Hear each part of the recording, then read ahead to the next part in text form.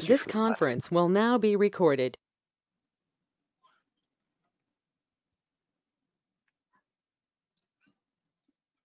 Okay, Justin, do you want to start things out? Sure. Just the announcement is per orders from Governor Cuomo. We are meeting virtually in light of the COVID-19 pandemic. So the notice for this meeting and instructions to join the conference call is on the village website. So we're open to anyone that wants to listen in. And it sounds like we're going to be continuing to do that for at least another month. Likely longer for Dorothea. But with that said, I'll go ahead and make a motion to open this workshop meeting to talk about the active transportation plan. I'll second it. All right, how do you vote? Aye. Aye. Aye. Okay, so we'll have the record show that Justin Vlietstra, Justin Leetgib, and David Marshall are in attendance at the moment, and we all supported opening the meeting. We also have Trustee Stetzer joining us, who has worked on the active transportation plan, and I hope that she can share some insight as to what's been going on and answer some of our questions. So I'm glad that you're able to join us this week. I think I talked about having a phone call with you, Renee, at some point, and I haven't gotten a chance to do much of anything other than. Yeah, that's all right. Other than work, and I got these pesky weeds that want a lot more of my attention too. But what do you guys do? So as far as these pre-meetings to prepare for the referral to when you review it for consistency with the LWRP, what questions do you have, or what have you noticed that I'm just interested that you've had so many meetings to prepare, so I want to know what we've only had one have been. Oh, never mind then. So we've only covered about 10 pages of the ATP. Okay. Maybe less than that. We haven't talked about the LWRP that much yet. Okay. I can tell you my personal observations are, you guys need to look at the LWRP and factor that into your plan. I'll just give it at that, because there's a whole bunch of recommendations in there. Yeah. And in particular, access to the canal is a focal point for transportation systems, and that was a complete omission from your plan. There's not a complete omission. It does active transportation. You're saying why they didn't include things like getting in and out of your boat? No. Active transportation. Well, my reading of the LWRP, what it stressed pretty heavily is all transportation projects in the future should give a heavy planning phase towards getting people to waterfront areas in the Erie Canal and including those into the plans. So I had noticed there was talk of, well, where do we want to focus? And there was talk of getting people to Pittsburgh Plaza. There was talk of getting people to the schools. And those were, I think, the top destinations in there, but the Erie Canal did not make that as a destination, and focusing on getting people to the canal and integrating it within these other plans, I thought was missing. That was just my observations. We'll hear what others have to say. There's a lot of discussion in there for what to do in the vicinity on some of the roads. It talks about putting in a path in your backyard. I don't know what your thoughts are on that. My backyard? Yeah. Yeah. No, that's one suggestion. It doesn't. These aren't policies or plans. They're suggestions, and as they studied the area. Now let me give you the timeline. This started in 2015, and the town got a grant from GTC to carry this out. The town paid additional money to work or to cover the cost of the consultant fees, and so it kicked off in December of 2015, and there were 4 public input sessions. There was a town survey, a village and town survey that was very detailed about how people want to walk and bike and skateboard. Oh God, why did I mention skateboard? But anyway, all sorts of things. And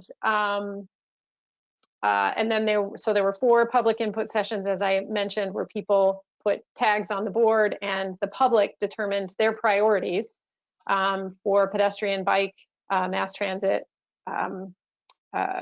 improvements, safety, trail connections, all sorts of things.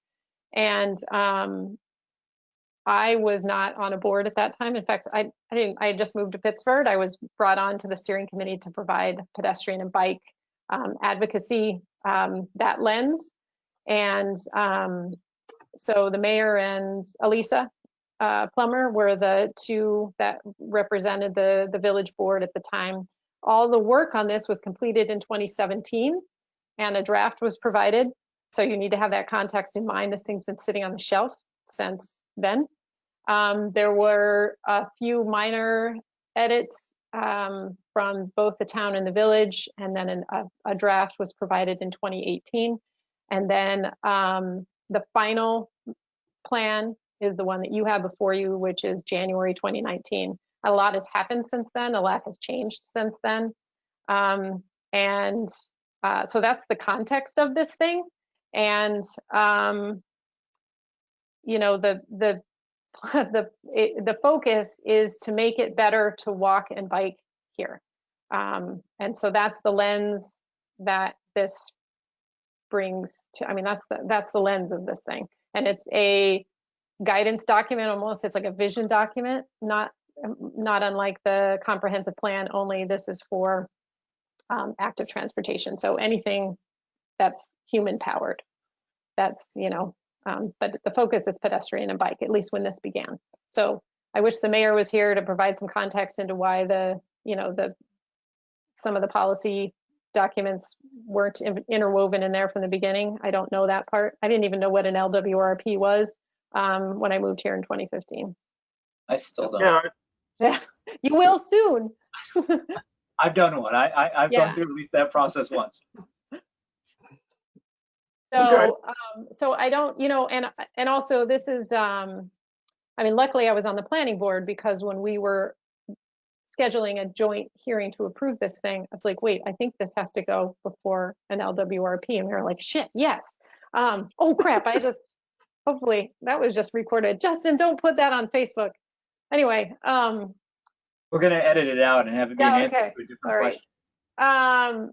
Anyway, I mean, it's a strange thing to go before LWRP. I mean, it's in our, you know, it's a weird thing to look at for consistency review. You're looking mainly at the recommendations. So page 60 on is what you really care about, and only the things that are within the local waterfront overlay district.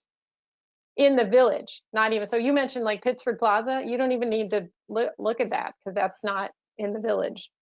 Not the Pittsburgh. Yeah, I think we're not planning to go over the town stuff. Okay. I was first pretty disappointed with the town's stuff. It's not super ambitious, but baby steps, man. Here, I mean, the fact that in 2015 and 2016, you had a suburban town like Pittsburgh who is looking at active transportation, that's huge. So I think we need to not let the perfect be enemy of the good. I talked to Supervisor Smith on Friday. This thing has been aging on the shelf. I don't know why both the village and town governments, you know, gave it the back seat. I do know the last, you know, 2 years, the comprehensive plans have been, it was really important to get those through. And also the zoning code update. So I know in the past year why that took an update, the past 2 years, why it took a back seat. So this is a baby step. It's a guiding document. Yes, it needs to be more ambitious in my mind. However, the work has been completed. The scope of work was completed. The public input sessions already happened. The survey already happened. So those are time stamped. And now, you know, when I talk to the mayor and Supervisor Smith, if we have more funding in the future, we absolutely want to update this thing. And I think the thinking, especially in the town, has been changing. You know, people through these public input sessions and since then have been like, how do I get a sidewalk in my town or in my neighborhood? And you're like, well, why did you think of that before you moved in? Like you're way out somewhere where they don't build sidewalks. And so now, we can use this active transportation plan to influence zoning. So now the town is updating their zoning code.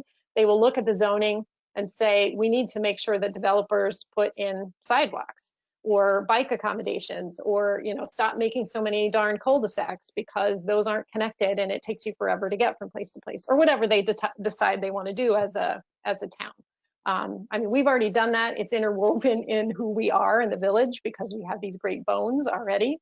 And, our biggest challenge is that the town around us grew at a tremendous rate, and they used the heart of our village as a pass-through. So we're dealing with the legacy of that, and we need to be able to lean on something. And every single one of these things, the LWRP, these Monroe Avenue corridor traffic studies, the pedestrian safety plan from like 2005. Like, we've been doing this a long friggin' time, and we finally have an active transportation plan, and it's done jointly with the town and the village, which means that we're on the same page, particularly about what needs to happen in the village. That, the specifics we can decide later, but the idea is we want to improve the walkability and the safety for the village. And that the fact that there's a joint document between the town and the village, that's huge to me. It's groundbreaking.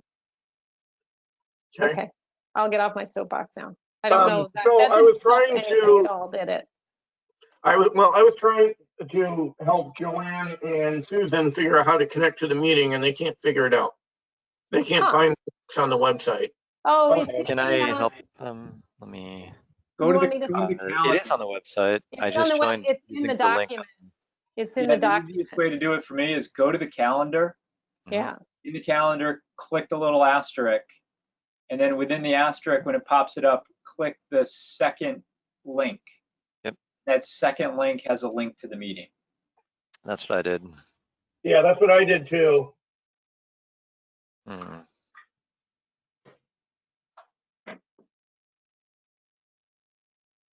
While the others are working on connecting people, Renee, I just had a question. So this document, in its scope and ability to dictate things such as cul-de-sac development on open farmlands and fields, right? You mentioned that as a point.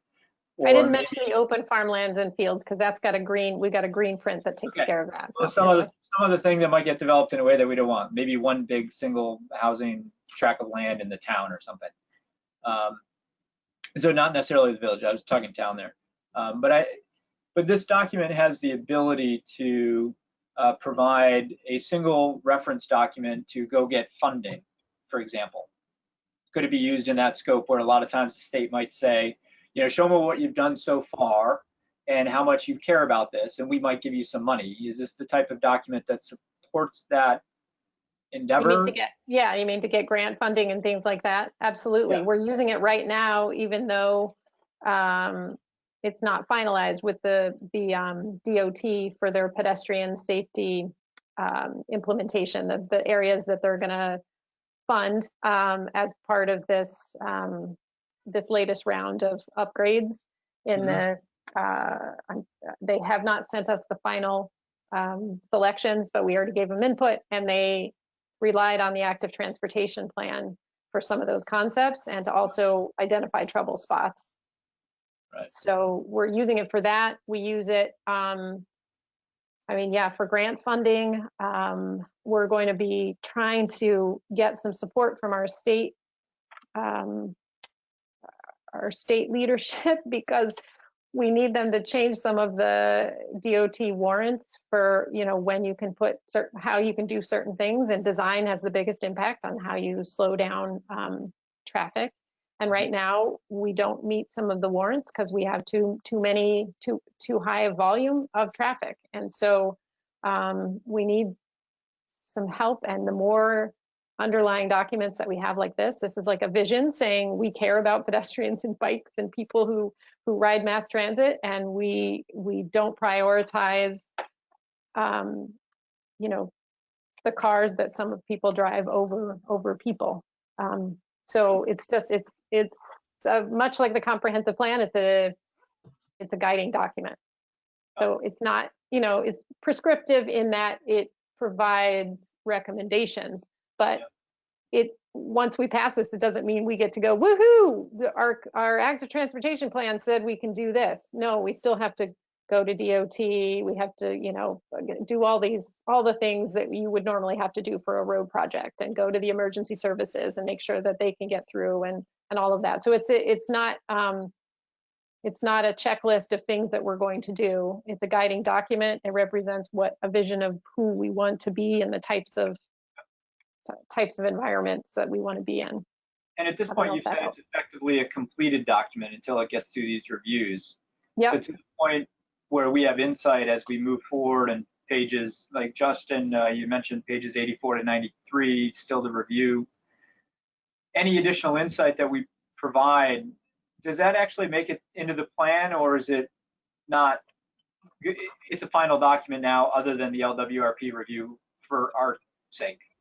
Yes, that doesn't mean that when we adopt it, that much like what we did with the comprehensive plan, that we can't say these things came out of it. Say you say these two big things are missing. We still think it's consistent with the LWRP. However, we would like to see these two things pointed out or added. And when we pass when we adopt it, rather, and we're co-lead agencies because it's the town and the village together, so it's a little more complicated. But when we adopt it, we can say this input, and if there's any additional input from the public on the night that we have the hearing for that, we can put all of those things into it as well. So whether we can decide how to handle that as far as the process goes, I think we could either choose to add another addendum or something with all the comments in there, or we could, I don't know how, I'd have to ask the attorneys how we do that in the end. As far as any updates to the existing document, it would take a joint discussion with the entire board, and then the town would have to adopt it with the changes, the village adopt it. So right. To the extent that the village could move to adopt the document as is with the addendums as is with no further modification, but if you were to modify it, then the town would subsequently take what you just passed plus the modifications of any and vote on that. Do you know who's voting first? We're going to do a joint, I talked to the supervisor, and we want to do a joint adoption because it's a joint document and it sends a signal that we believe as a community, and also the town. There's also, for years, I've been hearing people say, well, the town doesn't care about the village. It's like they actually do. This is a representation of how we can collaborate and how we need each other. So to that end, any comments and feedback we have relative to Justin's point earlier of Alexa's about things like connectivity to the canal, if in our general discussion as a planning board, we might offer insight to things outside the village, it might carry a degree of weight in that conversation as you move forward in terms of the joint session with the town? Yeah, we would probably take, if you decide this isn't consistent with the local waterfront consistency. What if it was, but we still had suggestions? Right, which is often the case. You often say, here are our suggestions. We think, it is consistent. We also have some suggestions. So what we do is take that, and in the joint hearing for the town and the village, hi, Joanne, then we can say, we would like to adopt it with these additions. Yep. Okay. So assuming that the town and the village would think that those are good additions. I went to the planning board calendar. Yeah, the whole website has a lot of problems with that. There's two calendars. They don't both get I updated. can't hear any of you. We could sign. Testing, Joanne. we keep talking. Can you hear us? Can you hear us at all, Joanne? Anything? Where's Susan? I'm going to text Joanne. All right. Tell her we can't hear her in case we can see. She thinks we're just. Now you're not on mute. So I emailed the link to both Joanne and Susan to the meeting since they were having trouble finding it on the website.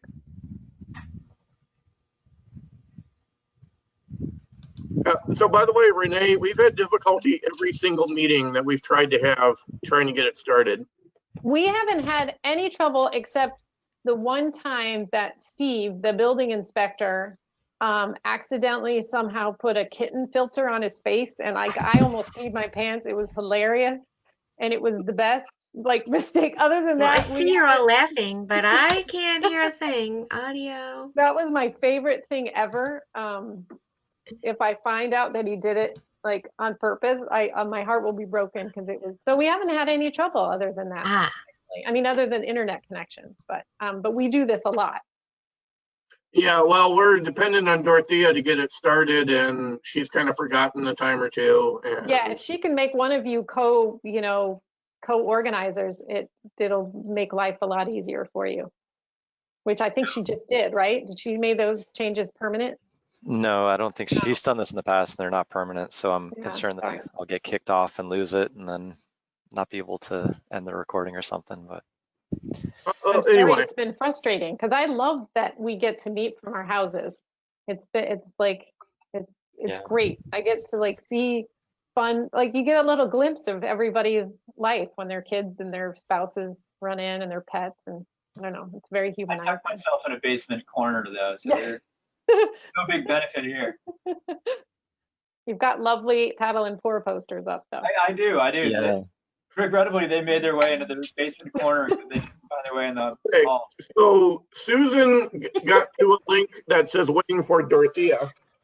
So she's in a different, wrong link. Yeah. did someone send her the real, wait, Joanne, can you hear us yet? I never had this trouble before. Can you hear me? We can hear you. Yes. Let me, Oh, I can't hear you. okay, wait, go to the chat. Dorothea, wait, let's see. Wait a sec. I mean, not Dorothea, I called her Dorothea. Joanne, She can't hear us. I know. Oh, okay. Gearbox. Yeah, So Joanne can't hear us, but she can see us. yeah. Let me see if I can get her on the phone. Hold on. Tell her I'm calling. Oh no, you guys can't tell her. She That's can't what I'm hear trying us. to do. Yeah. It says through the computer. Yeah, she just might need to. That work? That section there.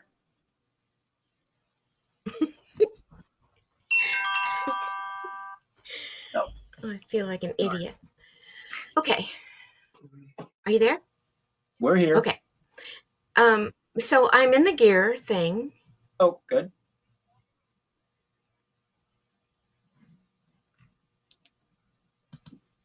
Oh, Renee just muted herself. I see. Heather has arrived. Hi, Heather. I don't know if you can hear me, but we're having some technical difficulty in working through things. So just to let you know.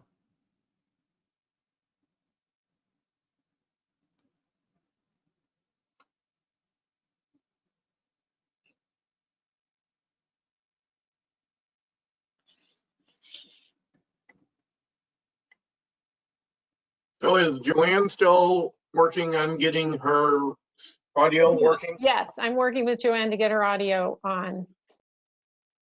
Microphone device, Renee, yeah, good. Yeah. Okay.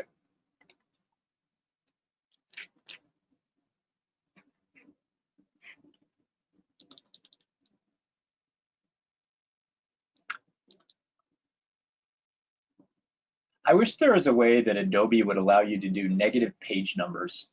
So if you page numbered the document, then everything before 1 could be 0 and then -1, -2. And that way, when you look at the document and it's page 48, it's actually page 48.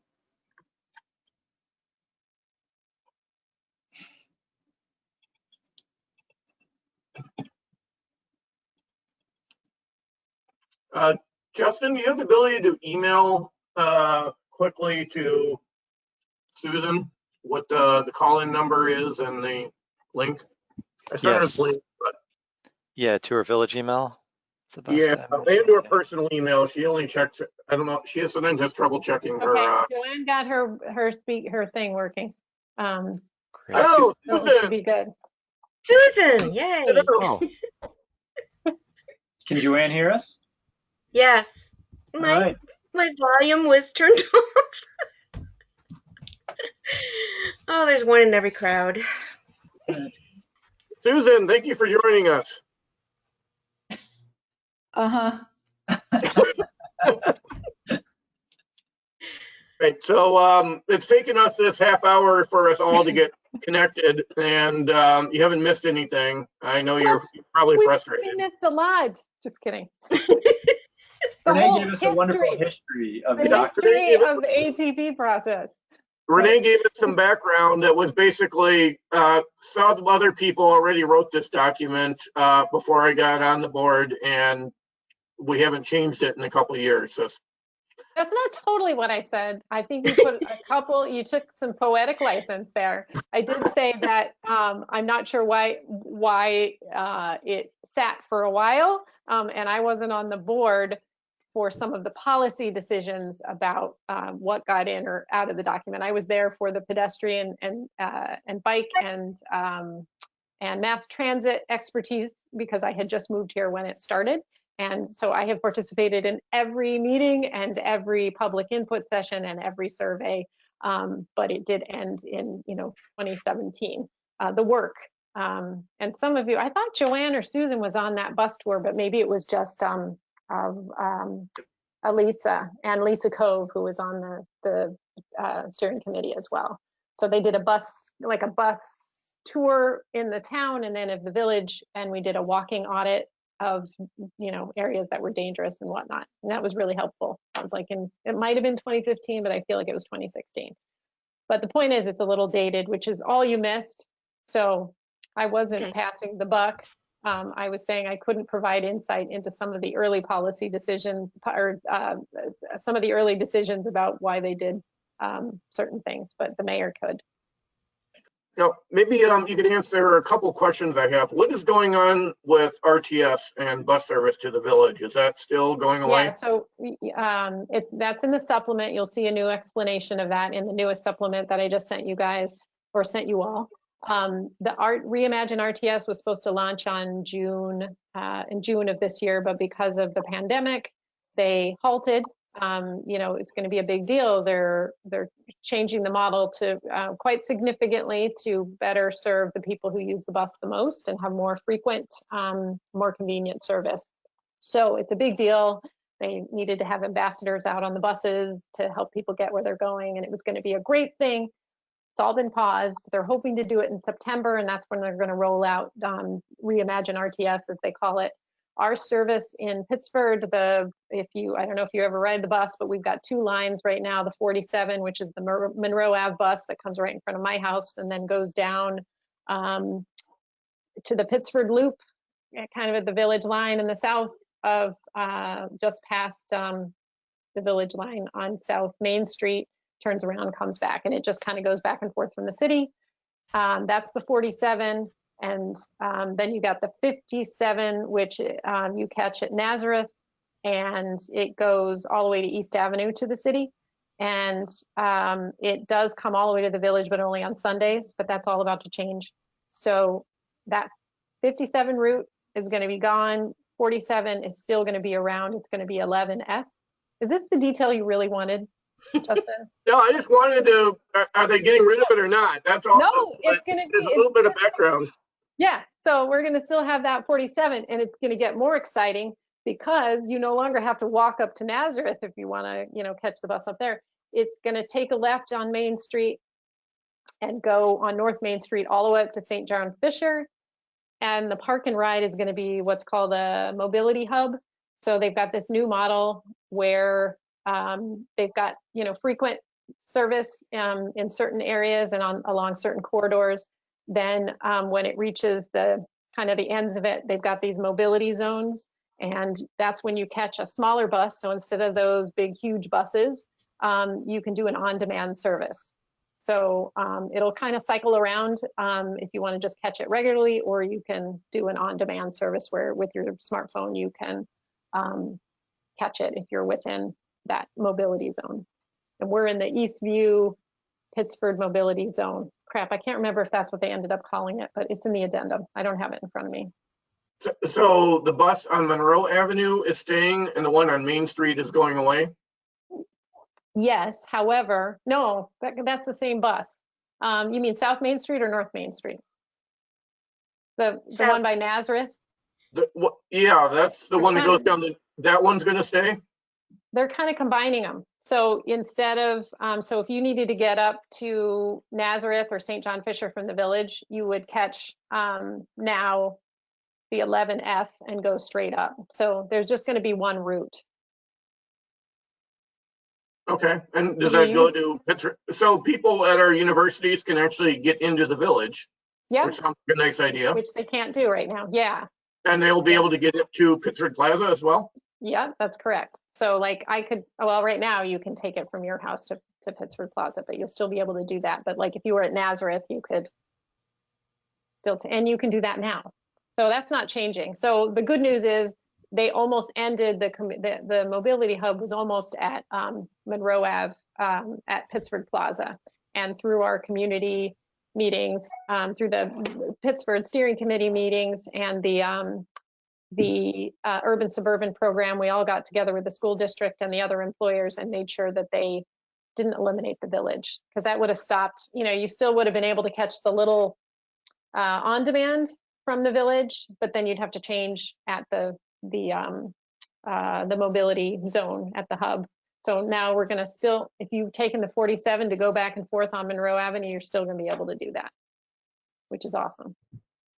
And then you can go But up if to it Nash and turns, St. John. if it Go turns ahead. left at the Four Corners, it goes up East Avenue. It doesn't come That's back right.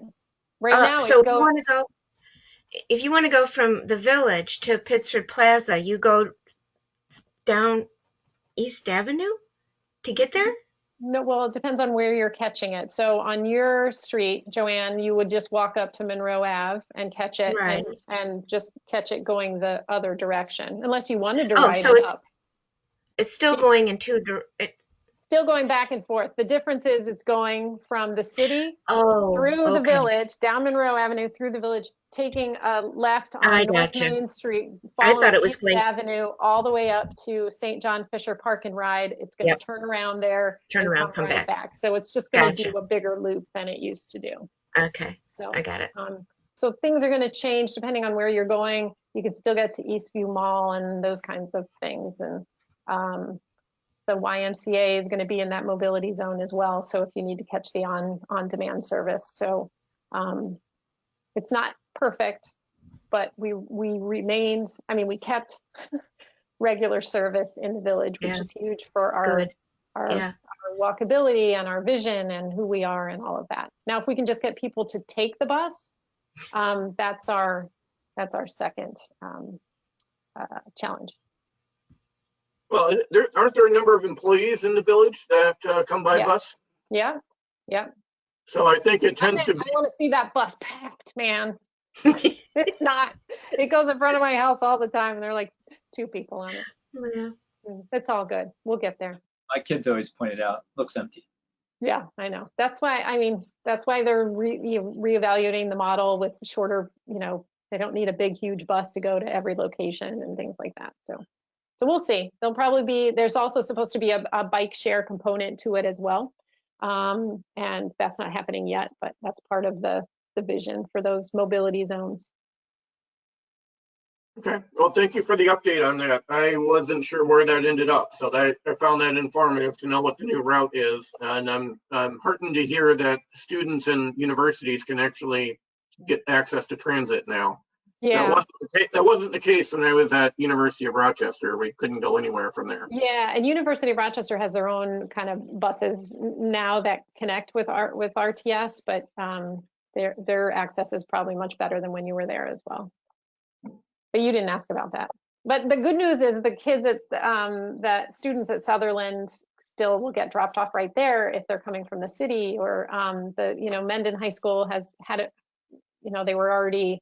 The bus didn't, there is an RTS bus that goes out there, but it's specifically for that purpose. So, but at least the Sutherland, we've got one zone where those kids can still have some independence to get back and forth. Okay. Renee, thank you for the update. So how about now that we're all here, let's get back where we left off, which is I remember we're on page about 82. Actually, well, I don't know how much longer Renee was intending to stay here. I have to go on that I have something before the architectural review board, so I have to Okay. cook some dinner and feed Cameron because he's not mobile yet. Understood. Yeah, thank you very much for your updates. I just wanted to ask while you were here, Yep. as far as getting access to the InDesign document, it seems like that's still Yeah, out of so control. Matt Ingles said it's a hybrid and he's trying to get it. They use two different things. That was the conversation that you and I had. And then after talking to the attorneys and both the supervisor and the mayor, they don't want to touch that document. That was within the scope of work. They provided exactly what they were supposed to provide us with.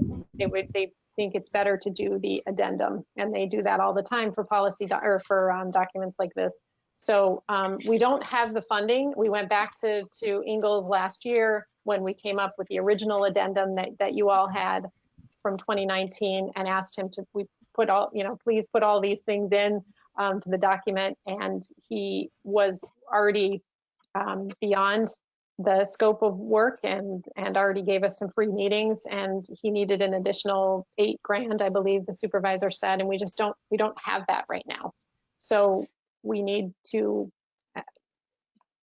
this thing is aging on the shelf. If we adopt it, it's not perfect. If we can put anything that's missing in the addendum and adopt that, again, it's clunky because we're doing this together with the town, which has its benefits as well. So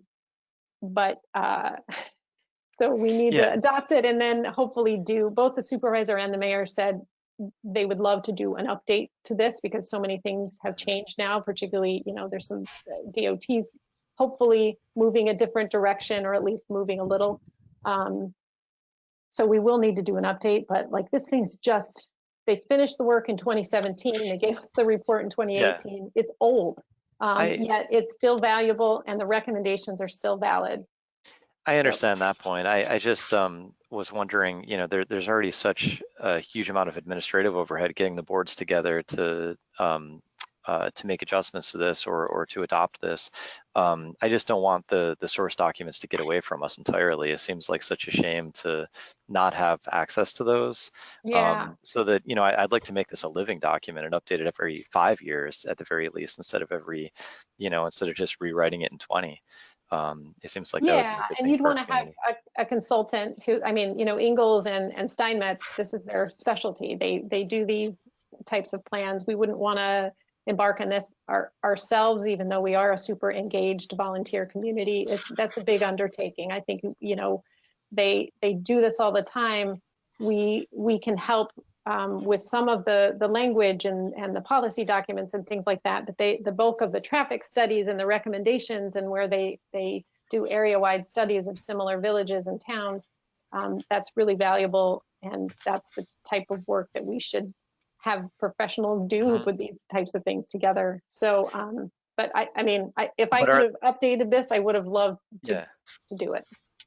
Just to clarify though, so they're still trying to get us access to the hybrid documents, so that we can own, that we have them at least, right. Yeah. I mean, even if we decide to use a different consultancy in the future, we should be able to hand those over to them so they don't have to start over.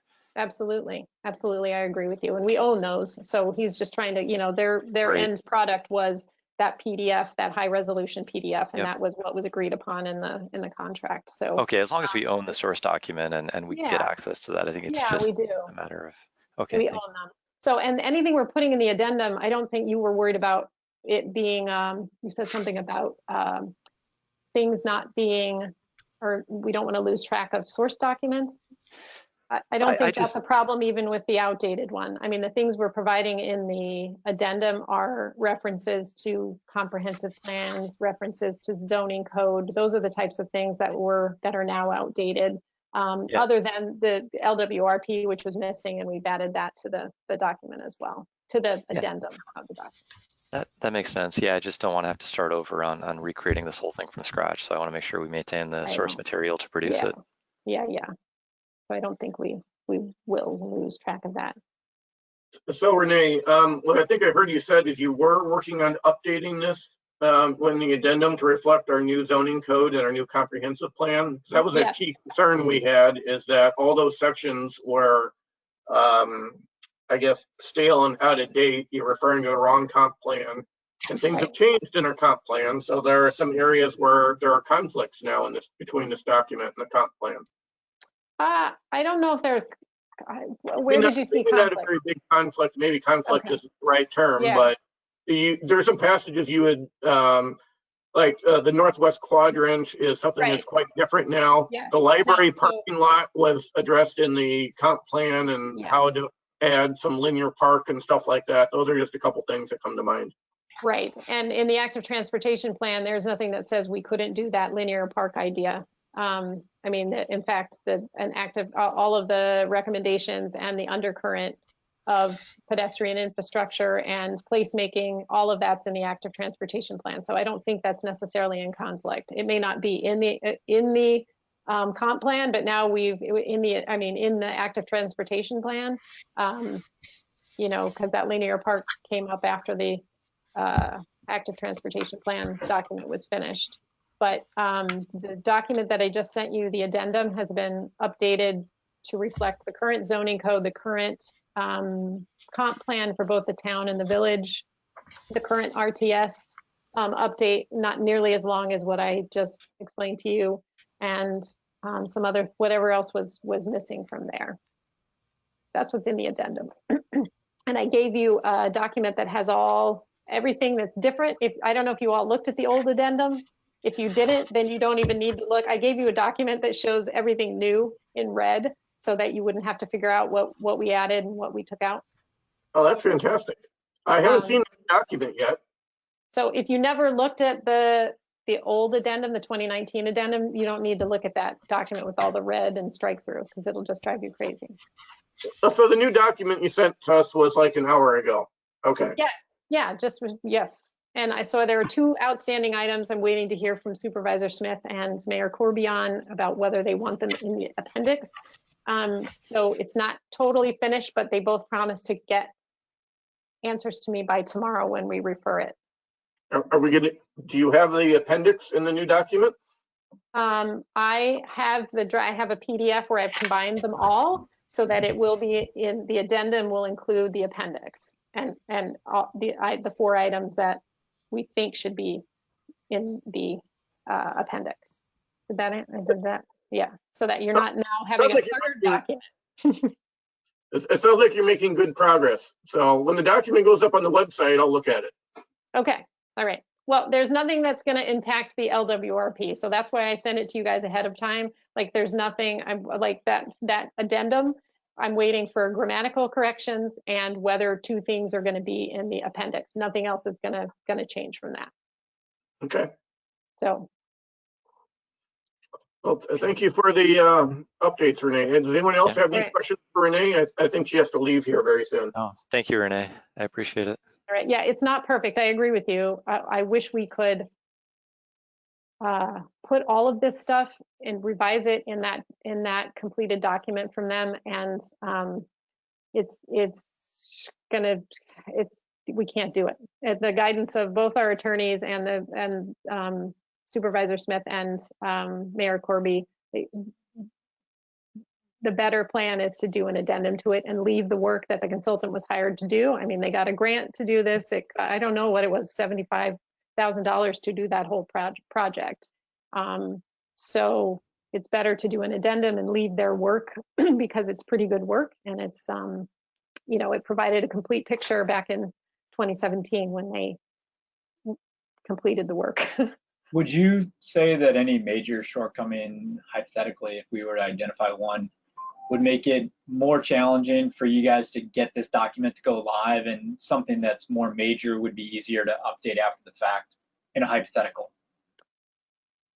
Major versus minor, how you mean? So for example, consistency, something that doesn't, because I mean, you guys, your whole scope of work is just to see whether the pieces of these recommendations that are in here, the recommendations that fall within the local waterfront consistency boundary, whether those are consistent or not. That's it. Yes, no, I respect that. I'm actually speaking more to the other topic, which is if we identify things outside of the LWRP that might be interesting to entertain the notion of, for Yes. example, greater connectivity between the waterways and the canal throughout the entire town versus just the village.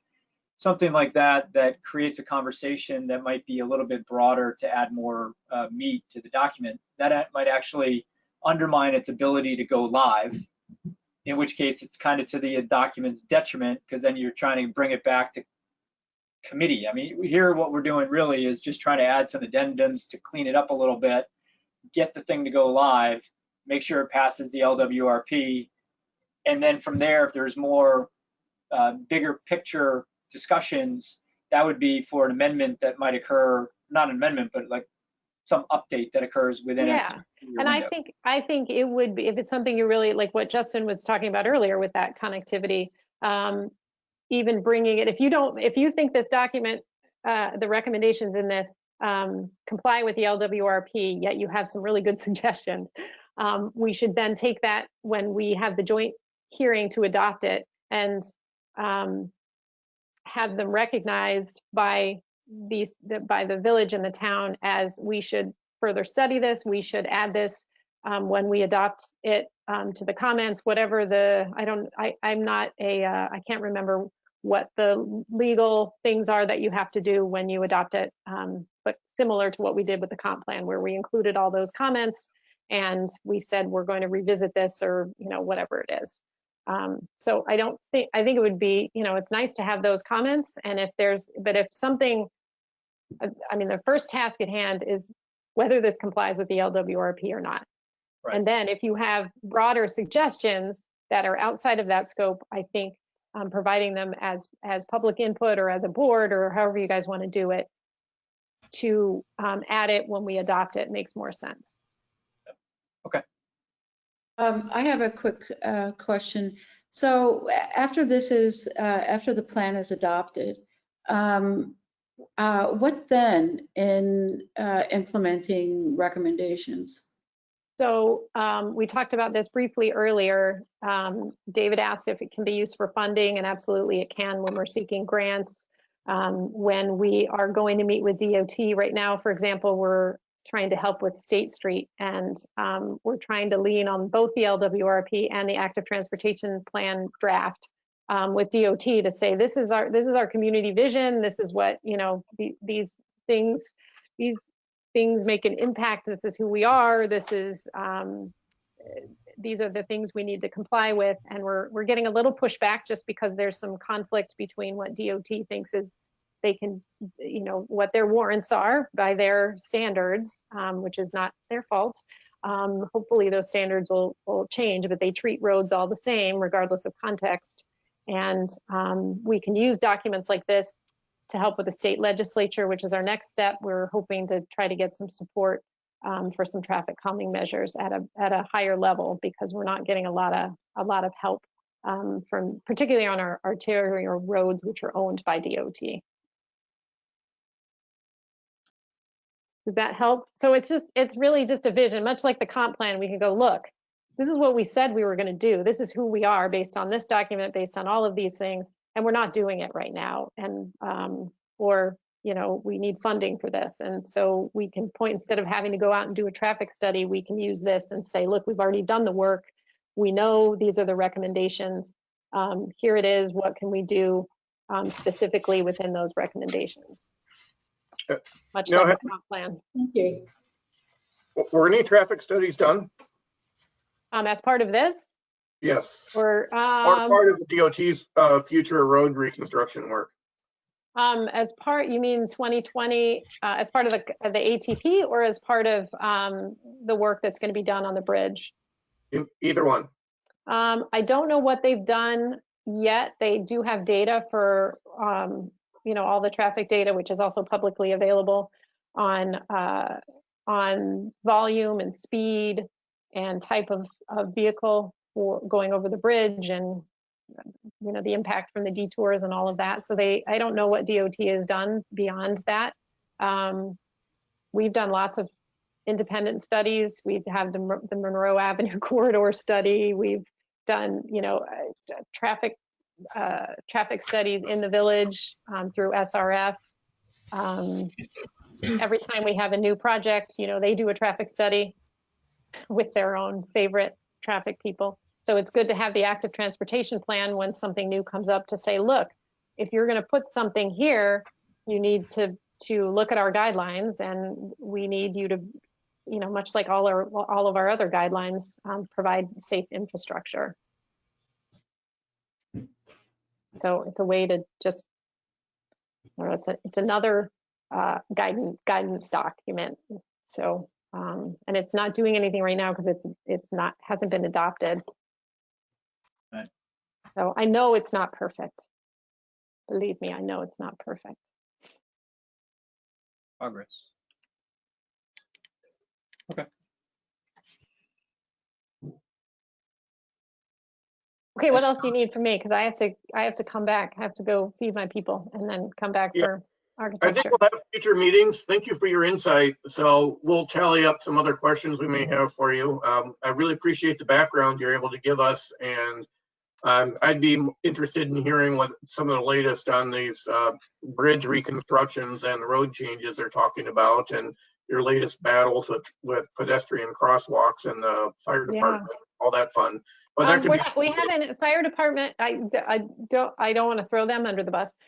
We don't have any battles with them. There was, we did have some discussions about some of the bump outs that we wanted to do that we ended up losing funding for anyway, so we didn't get to do it anyway. So we did have a grant to do some things, and that project has now been on pause because we didn't have money to do it and we lost it. So, and that was simply some turning radius and whatnot, but we did work with the fire department. I feel like those lines of communication are open, and the emergency services. So every time we do something, we make sure to talk to them and make sure they're not out of the loop, which created some friction before when they just didn't know what was going on. So. So the funding that was lost, was that the funky? Yeah, that Elisa brought in? Yes. Right. And so whoever is taking his place, I assume you'll approach them. Yes. And, I have some opinions on who that might be, but I'll keep it to myself. So my understanding was the big problem with that is we had like $250,000 or something like that, but required matching funds from the village. So the village still had to come up with $250,000. You had to pay for it first and then get reimbursed. And because of, previous loans and things like that, we didn't want to take on additional debt. We couldn't. So, I think, I don't know when that came in, but it's very disappointing. It's that we lost that. It was $250,000 to do pedestrian improvements, and it's gone. Especially in a year where we're struggling to make the budget. It was such a tough year, and to have that just gone is very disappointing. And I'm hopeful. We have called, and Punky's office said it's gone away because we didn't use it. So. Back to Susan's question, I'm going to keep pushing to get it back at some point. Okay, thank you, Renee. We've kept you quite a while. But like we said, I think if you can join us in the future, we'll probably have some additional questions for you, but we understand you have to run now, so thank you. Yeah, and Elisa knows a lot about this too. She was on the steering committee, and so does the mayor. So, hopefully I can, between the three of us, answer your questions. Okay. All right, groovy. Thanks. Thanks, Renee. Thank you, Renee. Okay. So we left off, I believe we're on page 81. And we had a few notes typed up on some suggestions. There weren't a large number of them. I haven't typed any of them up yet, but at some point I'd like to work on that and pass those around so that they can form brief notes to send to the trustees that it sounded like they're interested in looking at. So, but anyway, so we go back to 81. We're talking about, I think, the bicycle network recommendations, which are these bicycle boulevards. That was where we left off.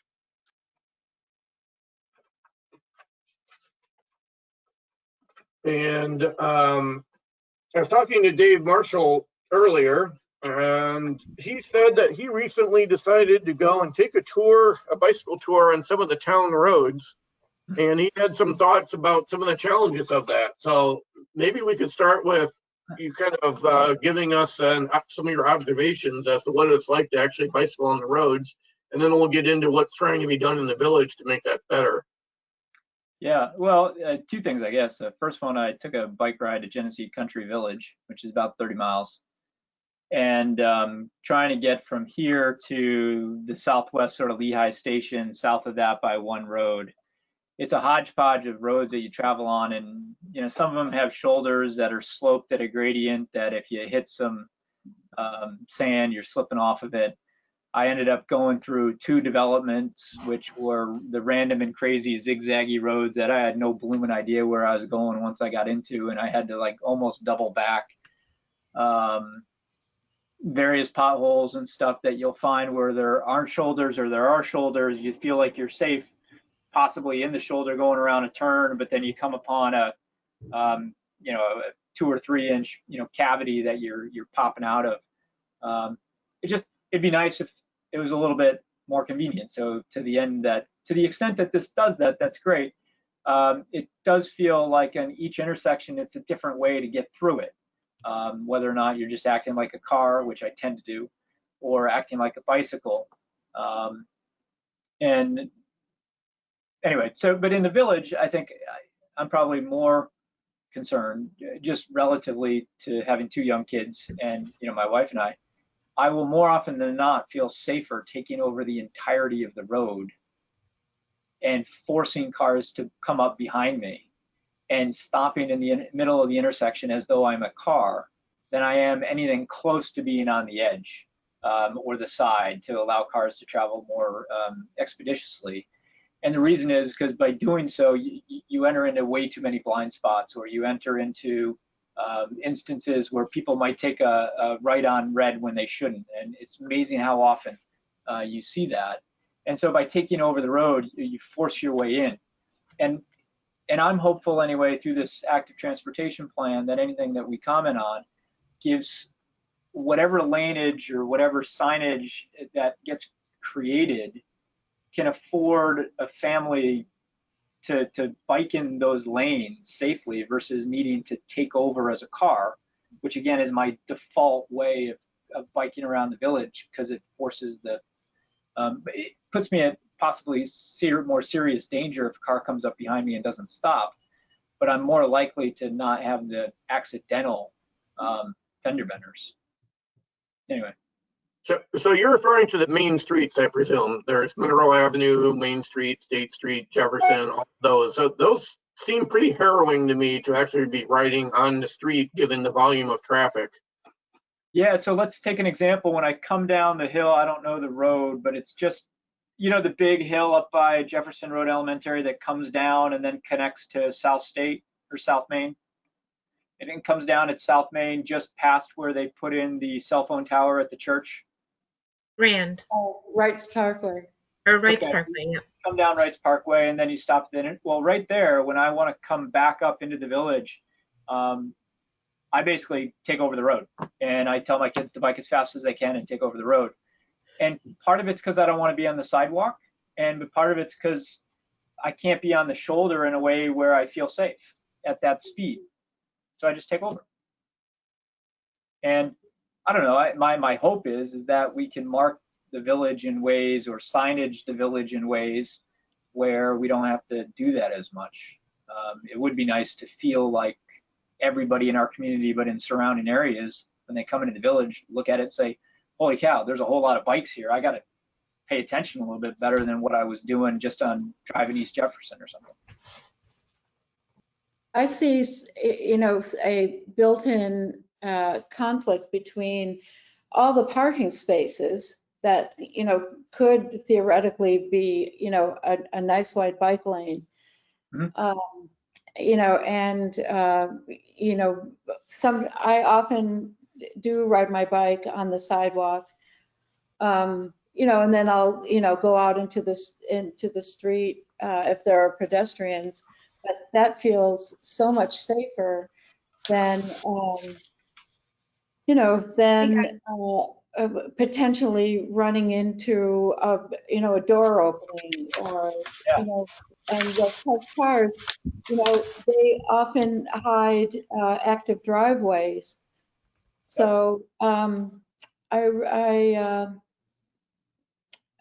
it's hard to see how this is going to, how the motivation between the DOT and, bikers and pedestrians is going to carve out. But I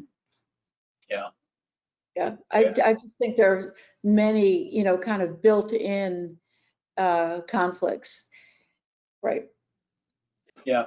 Bug you guys, how much longer are you going to be? I can't start up the Historic Preservation Board because you guys are going. It only because I'm organizer of both meetings, it runs into a conflict. So they start at 6.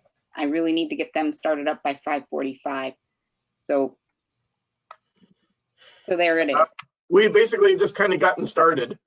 I'm gonna have to send you over that. the Well, what I did not see us really likely wanting to go past 6 o'clock. They have to start at 6 and they're not as tech savvy, so I really need them up by 5:45 just to solve the issues. So, Well, I would just suggest, Justin, for any time that we would have rather been doing something different, if we can find another time to do it, time is time. It doesn't change in terms of it's kind of frustrating a little bit, but not enough to where I wouldn't say we can reschedule to allow Dorothea to get it started. Okay, well, I guess that's, we got to end in 10 minutes then. So Dorothea, some feedback for you. Susan and Joanne had a hard time getting on the meeting because they couldn't find the notice on the website. They went to the planning. There's 2 calendar entries, one for the planning board and then one on the front page. And I think they ended up in the wrong one, and it was. The front page are the village boards. Linda takes care of your postings. I think it was on the calendar. You can get in through the link on the calendar. And I did see it didn't end up on Facebook, so I did put it up there, but I will Also, double check and make sure she's posting it appropriately. Dorothea, the posting under the planning board calendar said it was going to be at the village hall. Again, she puts the notice together and posts it. I gave her the information for the links and this and that. It all reads starting with the village hall because that's general, but it should say due to the pandemic, virtually. No, anything. it wasn't. It was like the old-fashioned kind of notice where it just says time and place. Okay, I will talk to her. Okay. Okay, anything else? Yeah, so Dorothea, there's 2 calendars. There's a planning board calendar and there's a village calendar. The village calendar is the main page of the website, and the planning board calendar is under the planning board section of the website. And they disagree, and this is a pretty common thing, that something gets posted on one but not the other. Well, okay, the main calendar is supposed to have all the meetings on it. When you click into the village website, each board has an individual calendar. So they're not always going to 100% agree. So I'll have to take a look and see what she's doing. Because can we have one calendar? Yes and no. We did it that way because that way if someone's just looking at historic preservation, they go to historic preservation. I mean, it's just the way it was done. We can look at rearranging it and having one calendar, yes. But at the moment, it should be your planning board meeting should match what's on the main calendar when you log in. So just feedback for you, I think that rarely happens. Well, I can tell you I post village board that way. So why Linda wouldn't be posting it both ways, I don't know. I'd have to talk to her. Okay. Well, anyway. This is the first time it's happened to me, so I didn't have a problem until today. Okay, well, I know there was some confusion in the beginning because we didn't know this was going to be virtual because we were waiting on the governor and he's been making these decisions expirations like at midnight, the day of Yeah. the expirations, so it makes it impossible for postings. But we're doing the best we can. So we'll talk to her. There is a general posting we should be using for the virtuals, and that's what should be up. Okay, it's you know, this is a little clunky and challenging, so we're all trying to make We're not Thank the you. only one experiencing clunky and challenging. All right. Thank you, Well, Dorothea. all right. Thank you. Okay, so I think we have 5 minutes left, unfortunately. So per what Dave said, I guess we'll just be meeting again, say, next Monday, and we'll continue. Does anyone have anything they want to, I guess, encourage us to look at, or assignments, or new topics that we should be prepared for? Just that I did find 101, how many pages? So in March of 2019, New York State did create a LWRP guidance manual for prepping local programs. I don't exactly know what's all in that, but I suspect it's 115 pages of how to do an appropriate LWRP, and having only done one before.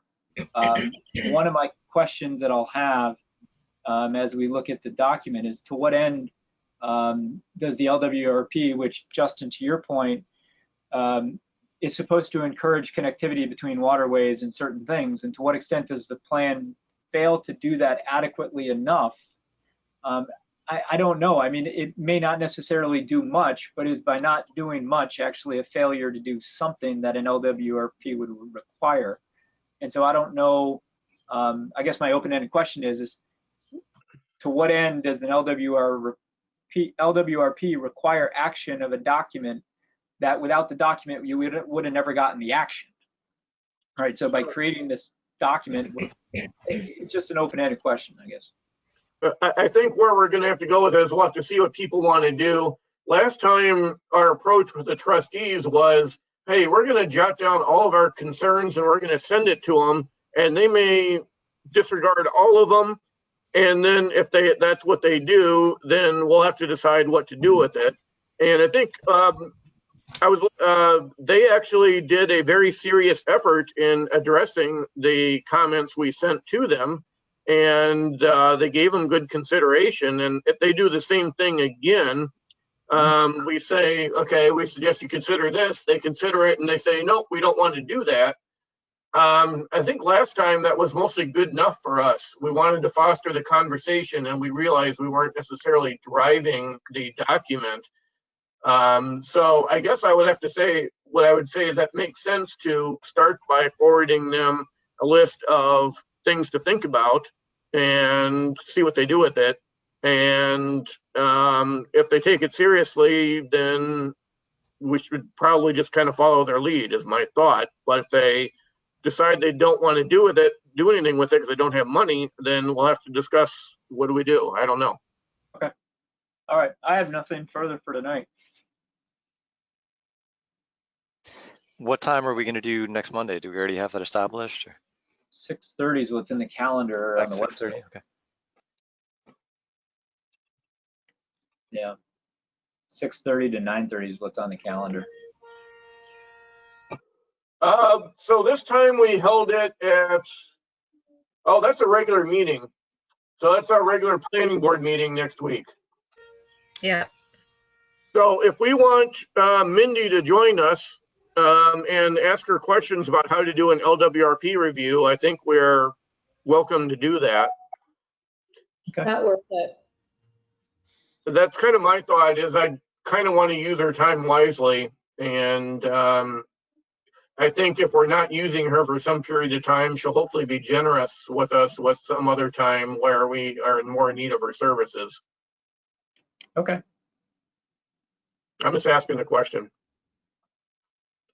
Sounds reasonable. Okay, so I think we're kind of, since it's a regular meeting, I think we're kind of obliged, and it's been posted like for the whole year, I think we're kind of obliged to have a workshop starting at 6 and a regular meeting starting at 6:30. Although there's nothing on the agenda other than discussing this, as far as I know. So we'll start at 6 then. Let me see what the notice is. Notice says 6:30. All right. And then it says, in another section, it says 6. Oh.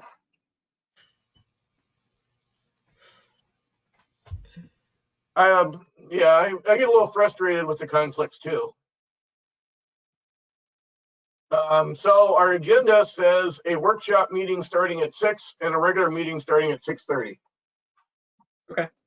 Okay, How about we start at 6 and then maybe we get our conversation going. It's taken us a little while to get started anyway. I don't know. So I guess we'll start at 6 then. Okay. Okay. All Is right. there any, the trustees are having a meeting tomorrow night. Is there anything we want to, notes we want to send to them? It sounds like we got a new document anyway, so, and that they've already tried to do an addendum to address the comprehensive plan changing and our zoning code changing, which was, I know, a substantial thing that we're interested in seeing, is that this new ATP be not be based on these obsolete plans. So I haven't looked at it yet, obviously.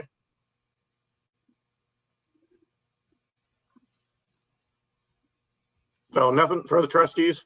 Okay. All right, well, thanks everyone for joining. I know there's a little frustration with getting on. Hopefully that will improve next week. So I will see you then. Okay. I make All a right, motion everyone. to adjourn. I'll second. okay. Aye. Aye. Okay, so Bye. let the Bye, record everybody. let the record show that all 5 members voted to end the meeting. Thank you, everybody. Good night. Good night.